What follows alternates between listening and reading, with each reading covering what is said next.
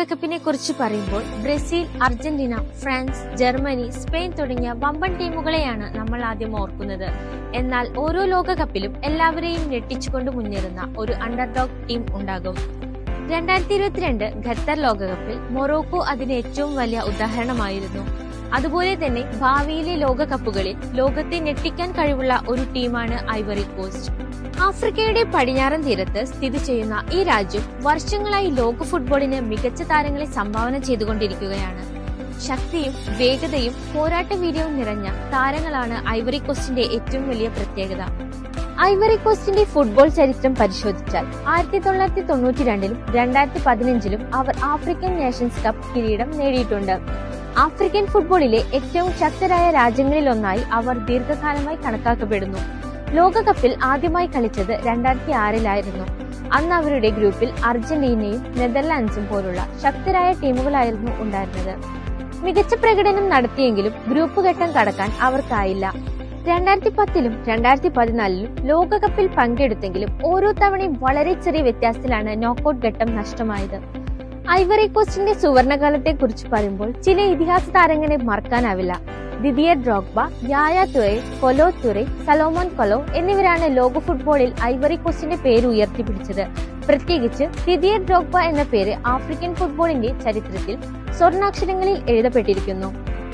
ചെൽസിക്കായി നേടിയ നേട്ടങ്ങളും രാജ്യത്തിനായി നൽകിയ സംഭാവനകളും അദ്ദേഹത്തെ ഒരു ഫുട്ബോൾ ഇതിഹാസമാക്കി മാറ്റി. എന്നാൽ ഇന്ന് ഐവറി കോസ്റ്റ് പഴയ ഓർമ്മകളിൽ മാത്രം ജീവിക്കുന്ന ഒരു ടീമല്ല. പുതിയ തലമുറയിലെ നിരവധി പ്രതിഭകൾ ടീമിലുണ്ട്. യൂറോപ്പിലെ മുൻനിര ലീഗുകളിൽ കളിക്കുന്ന താരങ്ങൾ ടീമിന് വലിയ ആത്മവിശ്വാസമാണ് നൽകുന്നത്. English premier league, French league 1, German Bundesliga, Italian Serie തുടങ്ങിയ ലീഗുകളിലെ അനുഭവ സമ്പത്ത് ഈ ടീമിന്റെ വലിയ ശക്തിയാണ്.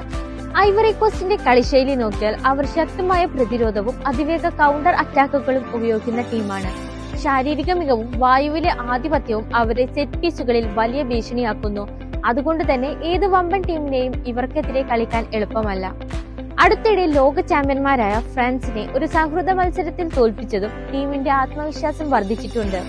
അതൊരു ഫ്രണ്ട്ലി മത്സരമായിരുന്നാലും ലോകത്തിലെ ഏറ്റവും ശക്തമായ ടീമുകളിൽ ഒന്നിനെ തോൽപ്പിക്കാനുള്ള കഴിവ് തങ്ങൾക്കുണ്ടെന്ന് അവർ തെളിയിച്ചു. 2022 ലോകകപ്പ് നമ്മളെ ഒരു കാര്യം പഠിപ്പിച്ചു. പേരുകൾ കൊണ്ടോ ചരിത്രം കൊണ്ടോ മാത്രം മത്സരങ്ങൾ ജയിക്കാനാവില്ല.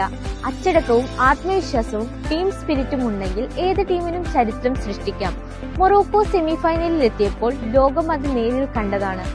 അതുകൊണ്ട് തന്നെ വരാനിരിക്കുന്ന ലോകകപ്പുകളിൽ ഐവറി കോസ്റ്റിനെ ആരും ചെറുതായി കാണാൻ പാടില്ല.